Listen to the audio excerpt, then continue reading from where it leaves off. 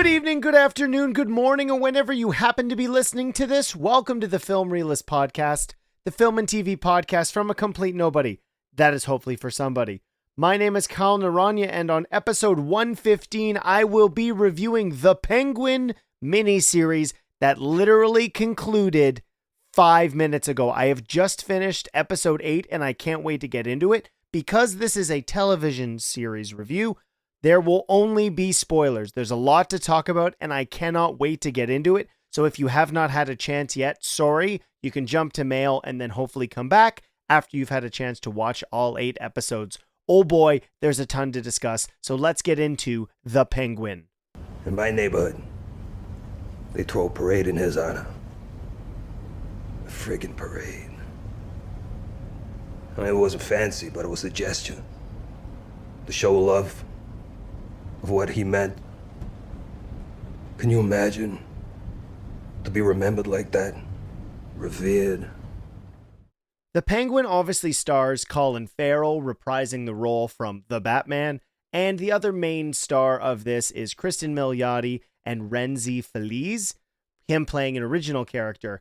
I'm all over the place with this show, so apologies. I have to put this out there because I don't think I've ever publicly said this on the podcast, which is forever when the DCEU was stumbling the way that it was post Batman v Superman, something I've wanted so desperately because of the expansive universe and the vast array of characters he has. I have always wanted a Batman shared universe, not having to worry about the other superheroes. And the fact that we're getting this from Matt Reeves and everybody involved, Lauren LaFranc, I'm not sure how to pronounce it. I should probably look that up. It's American, so it could be LaFranc, is incredible. Not only because this has now come to fruition, The Penguin is a phenomenal miniseries that not only provides a continual exploration of the Batman universe following the flood at the end of The Batman, but exploring the criminality, what the relationships are, the dynamics, what is the power vacuum that is established after the death of Carmine Falcone, and all of the mob leaders trying to vie for power, and of course, focusing on Oswald Cobb. He's not Cobblepot in this. I'm going to be totally honest, that does bother me. Changing the name, who cares? They're all names for these characters, but regardless, Colin Farrell's portrayal of Oz, the Penguin, is one of the best performances we've ever had from a Batman character. He is given 8 hours to really show his range. Colin Farrell, of course, is an Academy Award nominated actor, but every single opportunity to show brilliance is afforded to this character. Not only the monologue you would have heard a section of teased in episode 1 leading into this review, but the way that Oz thinks, the dynamic of his relationships, the empathy. But what I appreciate so much, and this is a razor thin wire to manage to tightrope walk, is that his character, while we get empathetic perspective on him, we understand his reasonings, his methodology behind the choices that he makes. And man, I'm going to get into that. But through and through, still, because this is a show about a Batman villain, Oswald Cobb, the Penguin, is a villain. Now, can you sympathize with some of the things he does? Of course, we are given that point of view. But what the show focuses on and never forgets is that he is a villain. He is a bad guy. He is a criminal. And the journey that he goes on through this is a really interesting one. I assumed the focus was going to be all about the criminality in Gotham and his rise to power. And of course, we're in full spoilers. So he does achieve that. But the means to which he does, this up and down expectation of where the success was going to come from and my expectations for what was going to be the conclusion. I have to admit, being a longtime Batman comic book reader, I loved seeing the pieces laid out for where this was going to be, particularly with the relationship with Vic Aguilar, who's played by Renzi Feliz, and that dynamic he has with Oz, this paternal, almost older brother relationship, which comes from the fact that Oz, being the runt, quite literally born with a birth defect, a clubbed foot, which is why he has a waddle in this version of the Batman universe. And the fact that, for one, he murdered his two brothers and not even willing to admit that, and we're in full spoilers. Again, I'm just going to say that a couple more times, so if people are jumping around, they didn't miss that. But he won't even admit that to his mom when there's potential for bodily harm in the finale. And if this is through some sort of penance, or, and what I like so much about this is Oz truly only bonding with Vic because he sees him as a means to an end? And obviously, Oz reaches his goals, but not one he was necessarily suspecting, which is something I really appreciate from this version of the Penguin. Is he's always thinking, and regardless if things aren't working out, he is scheming and trying to come up with the next possible solution to achieve his framework for what he wants to do. And all of this coming from the horrible relationship he has with his mother, which, what I appreciate about this show is initially the way that we are introduced to Frances Cobb. We see it so much as the potential that she's gaslight him being this person who was malleable because of his lack of confidence, physicality, and generally just being a loser where they are growing up in the slums of Gotham. But that this dynamic has been completely negatively affected by both of their choices. Oz being responsible for the death of his two siblings because of the shadow and having this really unhealthy expectation of what the attention he should be getting from his mother, but also getting the revelation that Frances was aware of what Oz did, and even though she knew this, there was an opportunity for her to have him killed by the mobster we heard about in the beginning, Rex Scalabrini, but chooses not to do that because she can gaslight and mold this horrible person as a means to an ends for her, achieving the penthouse view, all of the riches, being somebody, and what are the consequences of the two choices?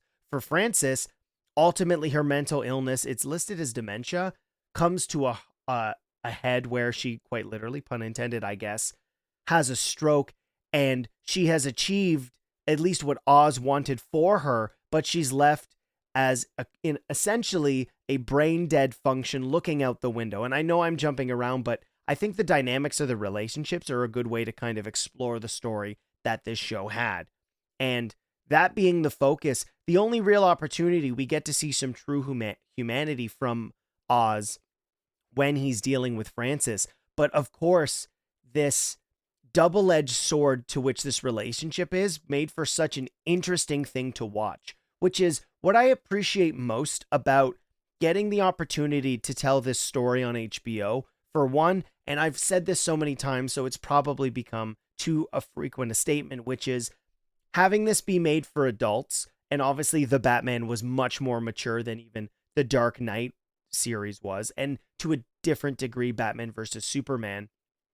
The exploration of the characters is allowed to be more mature. The violence, the significance of the relationships on a age restricted level are able to be higher. Obviously, the language, Oz is able to smoke, which is, I know, something Colin Farrell really appreciates, having Oz with a cigar, which is such a part of that character's iconography. And the trauma that both Oz and Frances have shared with the loss of his father and his siblings, and how that dynamic has really formed who Oz is. Even though he does all these terrible things, he's still that unloved boy. And we see that he's even paying a sex worker to provide him that love he so sorely missed. And he can't ultimately get it from his mom because of the brain dead state she is in by the end of the show, which was, from a conclusion standpoint, such a hollow victory. And the character still, the Penguin, still trying to ultimately feel good about the things he's done because he has felt he has achieved them, but only feeling closure in spending time with that worker again, which I found Eve being so sad. But let's not forget that the Penguin is a bad guy. And the dynamic with Sofia Gigante, who is a character who was, I believe, introduced in The Long Halloween, and her dynamic with the Falcons, she is a Falcone, is especially interesting because of where we see Catwoman in the Batman having some of those elements of the Long Halloween, as well as Batman Year One, where she is the daughter of Carmine Falcone. The recasting in this is good. I love Mark Strong, so having any opportunity to continue to see Carmine, I think, was important for the show, specifically when we are spending so much time with the Falcone family and the dynamics of the crime family, even though they are somewhat Sopranos level or The Wire in their level of investment. I don't think that takes away from the show whatsoever. You need all these dynamics. And of course, the reason all of the proverbial crap hits the fan is because after the death of Carmine, Penguin kills Alberto, who would have taken over the crime family, and that kind of sets the Falcones into a tailspin because of the power vacuum within their own family. Christine Milioti is an absolute killer in this show in more ways than one. What I appreciate from this character is we get somebody with a real dimension, and while she's introduced as a victim, that character's whole methodology changes because of the relationship she has after her experience in Arkham Asylum. I give the show a lot of credit because I was quite nervous we were going to get unnecessary cameos from potentially Joker or Riddler in Arkham Asylum. We know that they're there. They're, of course, pivotal scenes in The Batman, but not having that, spending more time in the female wing of Arkham Asylum, getting to see, unfortunately, the significant horrible abuse that, particularly, of course, in this instance, and I don't want to say, of course, like it's obvious, but from the male doctors and the mistreatment of Sophia, eventually causing her some sort of post-traumatic stress with the relationship she has with her father, violence, and even her own self-confidence coming from the fact that she was framed by Carmine Falcone for killing all these women or making it look like suicides, eventually being dubbed the Hangman. And of course, her spending time in Arkham Asylum has dramatically affected all of the relationships with everybody, everyone thinking that she's crazy. And what's most interesting about her character throughout the entire show is she starts out as a victim, but because of what she's experienced, she starts becoming that person that everybody assumed she was, which is especially tragic where she winds up. But her relationship with the Penguin being one where he was her subservient before, and using an opportunity to talk to Carmine to have her framed for those murders, allowing him an opportunity to climb the proverbial crime family ladder. And another example of the Penguin always thinking about how he is best going to suit himself and move up in this crime family. How do I get to the next level? How do I take over the next job? And it dramatically affected his relationship with Sophia. And Penguin's relationship with Sophia is also, of course, mirrored in the way that he has a relationship with Salvatore Maroni, played beautifully by Clancy Brown, Lex Luthor from Superman the Animated Series, the main prison guard from Shawshank Redemption. Clancy Brown, and of course he was in Highlander, is a phenomenal actor, and his presence really helps found the backstory of all the crime families. Salvatore Maroni's arrest and drops case is heavily referenced in The Batman being the biggest crime bust in Gotham City history, and the controversy behind that, of course, being that Carmine Falcone was the rat, and how Maroni so desperately wants his vengeance. And it allows the Penguin to show how brilliant he is from a tactic standpoint. Tactile would be feeling, Kyle. Come on, even though it's late, let's get to this.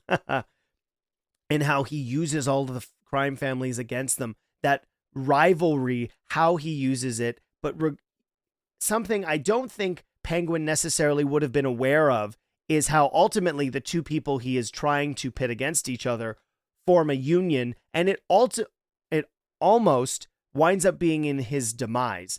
There's going to be a criticism of this show, which I don't think is necessarily fair, that why isn't Batman showing up because of certain things that happen? And of course, at some point, there is another cataclysmic event that leads to some horrible damage to the slums of Gotham with an actual bomb going off. But the focus being from the ground level, not really dealing with the newer the financial, the politics of Gotham, make for the show being much more interesting. And the pivot point being something I didn't necessarily suspect. And of course, this is going to have some elements leading into the Batman Part 2, but I'll talk about that in a little bit.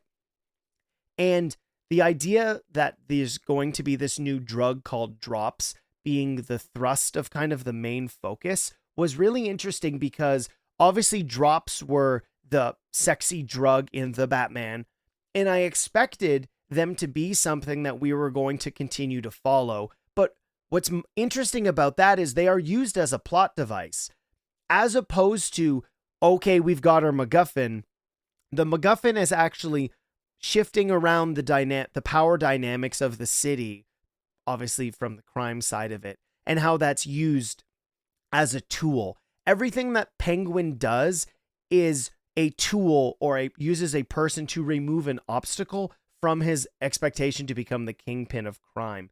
And I like that not being the focus, because if you're just focusing on a drug, this being substantially different than the Batman could feel as if it's been redundant to some degree. But no, using that as the early momentum of the show, I really appreciated. And then the entire focus for the back half is all on the relationships. And that comes down to the spectacular writing of all of these shows.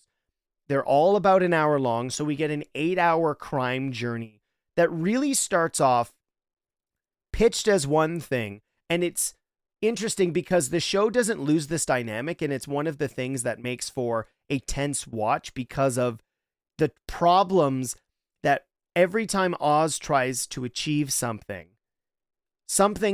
creates a new problem, and he has to overcome that over and over and over again. So the momentum each episode makes for each hour concluding its own story while also being a part of the larger season whole arc, which I super appreciate, given the fact that streaming shows for the most part really do struggle with this. Either it's an 8-hour movie or each episode is on their own. You don't have to worry. No, there's been a real big problem with this. And this show manages to, from a structure standpoint, have each episode be about something, but still add pieces to the larger mosaic that is the Penguin's journey of rising through the ranks of criminality. And I love that for this.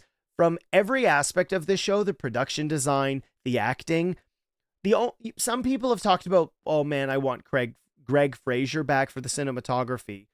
But this is an HBO show. This by no means at any point feels as if it's budget. This is a premiere television series. And I'm so grateful that it got the HBO release as opposed to HBO Max.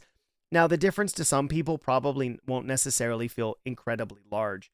But the show is treated with respect. And you can see that from all aspects of its creation. Why would Colin Farrell want to sign up for this?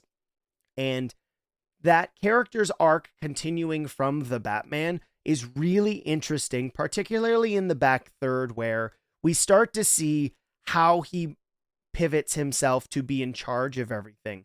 What I like about that is we get two completely different dynamics, where Sophia initially just wants to be in charge, but as she sees all of these things happening around her, she decides she doesn't want to be a part of this. Obviously, she's rich. She's now the head of her crime family, but this is not what she wants. It's a personal vendetta that she's focusing on because she knows eventually that the Penguin is responsible for the death of her brother, as well as the rest of the people that she cared about. Although, obviously, if you've watched this show, Sophia kills everybody in her family outside of Alberto and her niece, because she is slowly becoming mad with whether that be the trauma forced upon her at Arkham Asylum, or in fact there was some hidden mental illness. And we do have a little bit of an exploration with depression her mom was allegedly feeling, but it's presented in a way where Carmine may be lying, but given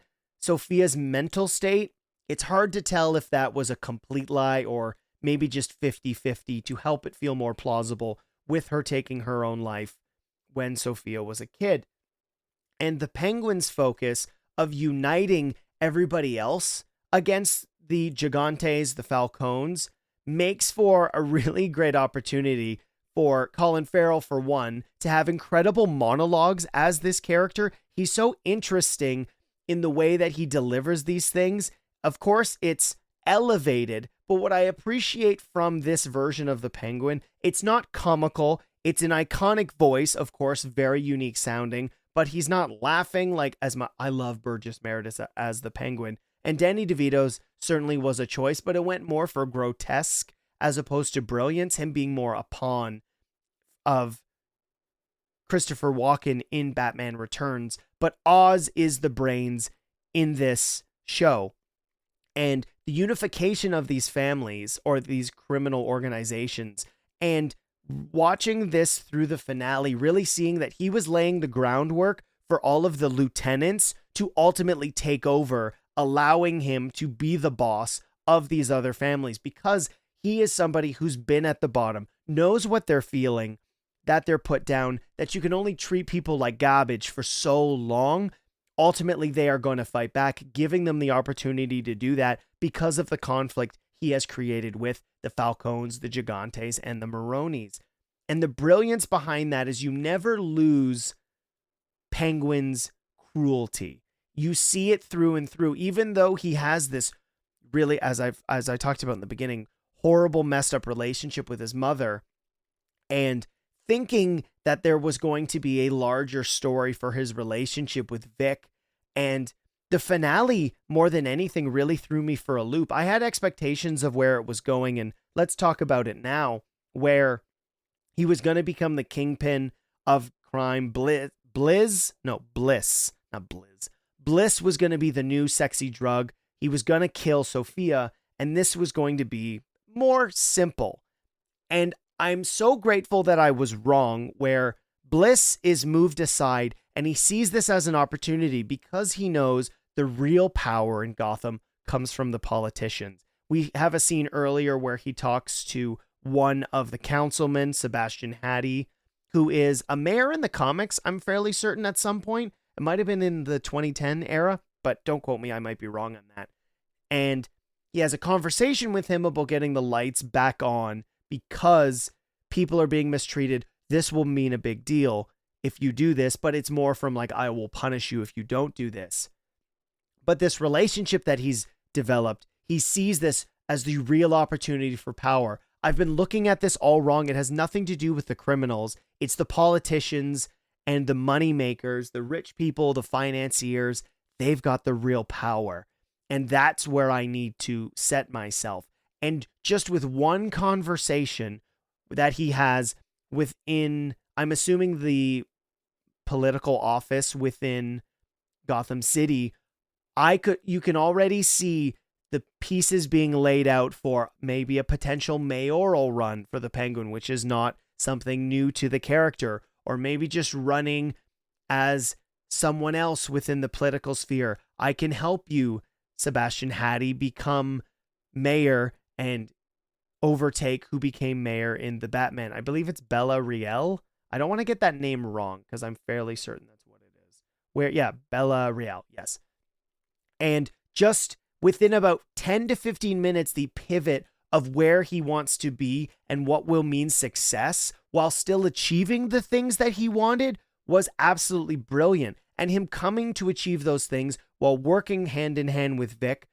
But because of one line that Sebastian Haddie says, which is, in order to really achieve these things that you want, you're going to have to be as clean as a whistle because we're going to be looking into this. Because Penguin provides him with all this information that Bliss was a war between Falcons/Gigantes and the Maronis. Salvatore Maroni is even dead on the scene. It's all there for you. Another massive drug bust that will allow you political clout and give you the opportunity to potentially give yourself a name within the political sphere of Gotham, running for mayor when eventually an election is called. And the brilliance behind that is done so quickly.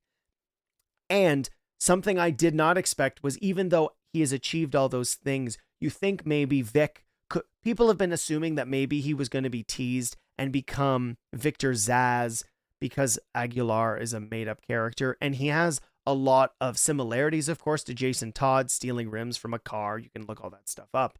But that he kills Vic at their moment of triumph because he no longer needs him. He's like, I love you, bud, but we can't do this anymore because of where I need to go. You can't be there.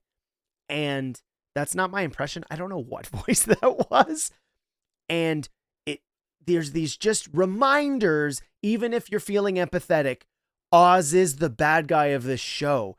And what this is a level of success with the writing in this show. It's something I appreciate more than anything, which is regardless of characters' intent, you don't forget who they are. It's really easy to write a show where the antagonist or the protagonist is an antagonist or a villain and forget that. But the show constantly gives you those reminders. They're going to give you reasons to feel empathetic or see inside that character's perspective, but never forget this is a bad person. And Penguin does that brilliantly because even though he is this horrible human being, I would argue most people are wanting him to succeed, which is incredible. Dexter did this. Sopranos, I would argue maybe by the end you wanted to see Tony get whacked. And maybe you do, maybe you don't. There's just a flash of light.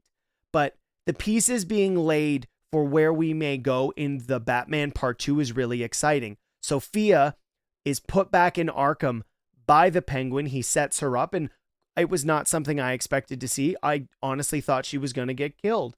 But she is now back in Arkham, and the doctor who was looking after her is back in Arkham, Theo Rossi, Dr. Julian Rush. And you know what? Theo Rossi, you're not in enough stuff. I really like you, and you were great, obviously, in Sons of Anarchy, and you were amazing in Luke Cage. I think you should be in more things. I'm just going to put that out there into the universe, and that don't get me started on that whole relationship he has with Sophia and them using each other in unsavory ways. And a letter arrives in the finale for Sophia from her half-sister, being Selena Kyle. And what that means moving forward, I really hope that we get something from Sophia in the Batman Part 2. It's been described as the Batman, the Epic Crime Saga. So if that is the focus, I really do hope that is a part of it. It is awesome to see a character like Sophia get her day in the sun. Obviously, Penguin is a mainstay. He's an S-tier Batman villain, but having somebody who is more of a supporting or tertiary character in one comic book really is awesome to see that. I absolutely love this show. If you didn't love the Batman, Brian Maneely, or you did, I highly recommend you check this out. It's a phenomenal exploration of the mentality of somebody's focus on success. It's brilliant. It's HBO. The Batman is my favorite part of the DC universe right now, but I guess it hasn't officially started yet. Sorry. Anyways, that will do it for my review on The Penguin miniseries. Jermaine, I hope you loved it. This was almost 30 minutes long. Now let's jump into listener mail and question of the week. Can I ask you a question? Just fun? There's something I've been meaning to ask you. I ask the questions, you answer the questions. Why do you ask questions to which you already know the answers? Did that count as a question? Yes. Damn it. Last week's question of the week was, what MCU villain would you like to see a TV show get?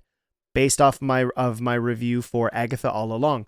James Strecker of Watchtower Database or Jump on the Batwagon writes in, Jeff Bridges' character from the first Iron Man may be a prequel for his role to rise to power within Stark Industries, or finally seeing the leader from the end of The Incredible Hulk in something, though I think Brave New World is going to have him, so maybe forget the latter. Ha ha ha. I did actually just do a trailer reacts to the new Captain America Brave New World trailer. The full widescreen versions are now on YouTube. I'm going to start doing that as opposed to the vertical ones. So there's going to be teases on all the other social media, and then the full side or landscape version will be on YouTube. Scotty Cameron, the main MCU villain I would love to see get his own show is Kingpin. I know it would probably be the Marvel version of Penguin, but I would love to see it regardless, particularly if there's a way to work other characters from the organized crime world into the show, like Finn Cooley, Nesbitt, Don Rigolito, Fixer, Silvermane, Hammerhead, Owl, Jigsaw, and it would probably have to take place before Daredevil and Punisher for that to work. Zemo and Vulture deservedly honorable mentions as well. Dylan Pollock of Movies to Watch Before You Die. I rewatched 90s Spider-Man in the past year and still love it. I watched Spectacular Spider-Man for the first time last year or 2 years ago, and I'm nostalgia biased most definitely, but I shan't be changing. All right, Dylan, we're just going to have to do a Spectacular Spider-Man rewatch on TV shows to watch before you die. Your new podcast. You're welcome. I'm glad you're starting that. I would watch a Baron Zemo show mostly because Daniel Bruhl is just a fine damn actor.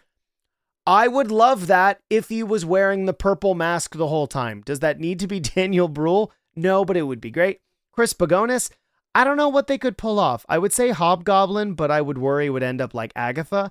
Chris, Hobgoblin hasn't been in anything yet, so he doesn't count. Kingpin, like Penguin, would be cool.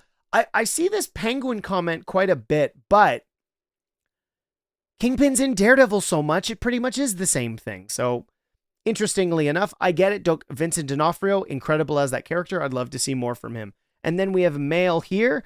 Greetings, Kyle. I don't know much about Marvel's universe, so I don't know who I would want to see a show. But I do love Catherine Hahn, which is the only thing that entices me about Agatha all along. What's your favorite role that Catherine Hahn has played? Mine is definitely Jennifer Barkley in Parks and Rec. Keep it keen. So I did read this ahead of time, Keen, and I have to say, while there has been multiple versions of a lot of characters, particularly in the comic book realm, what I love that she did so well, because you get a real dimension of the character, is Liz Octavius in Into the Spider-Verse. It was a really great, unique portrayal of that character that worked so differently and stands on its own from the Alfred Molina version, because obviously there are some S-tier Spider-Man villains that have not been adapted again for the Tom Holland universe. And lastly, here we have Stephanie. I feel like a lot of villains aren't written to be too complex, but Killmonger had an interesting backstory that might have been interesting to see, especially if they got Michael B. Jordan back for the role, ... Of course, everybody loves Michael B. Jordan as that character, so I think that's really interesting. There's a wide variety, although obviously we talked about Kingpin more than once. My actual answer for this would be to see more of characters we just don't get a ton of. If that would be from the other TV shows, I don't really know. Outside of the movies, I've wanted to see Justin Hammer come back, which is annoying because it's Sam Rockwell and he's absolutely incredible. I don't know. We brought back the Abomination. Who would be interesting? You know what? I don't, man, it's really tricky. I thought it was a good question, and obviously I don't have enough answers for it. So MCU villains, let's Google that, see what comes up really quickly. MCU villains that are really interesting. I mean, we get bunches of them in other stuff. I would like to see more from Namor, because he's been in one movie and not in anything else lately, which is kind of annoying. I'm not sure. They bring people back quite a bit. So that's not really the problem. It's how's this going to fit in the other thing? Yeah, you know what? I'm going to go with Namor for now. Although that show would have to be really expensive, obviously, because he lives underwater. This week's question of the week, it's probably Batman related more than anything. So I'm just going to, let's make it the Batman Part 2 related. There's been chat about who is going to be the villain. So that'll be my question. Who would you like to see be the main villain of the Batman Part 2? To let me know, you can comment on Spotify. You can email the podcast, filmrealistpod@gmail.com, or you can comment on YouTube. The podcast is there. Or at any point, you can comment on or tweet, share, post, just message me on all the social medias. They're all linked together in a link tree in the podcast thread for each and all episodes. If you are listening to this podcast on Apple Podcasts and you did like it, love it, think it's great, I would really appreciate a 5-star rating on Apple Podcasts. I'm trying to reach critic accreditation, which would allow for new and cool opportunities for the podcast, and that helps the podcast reach more people, and there are requirements to be met to reach this movie critic accreditation, which would be amazing and achieve, similar to Oz, a lifelong goal of mine, although I'm not going to be achieving it through any nefarious means whatsoever. Next week's episode of the podcast, oh boy, will be a review of Dwayne "The Rock" Johnson and Chris Evans' Red 1. They gotta save Santa, and he happens to be played by J.K. Simmons. My name is Kyle Naranya, and I will see you next time.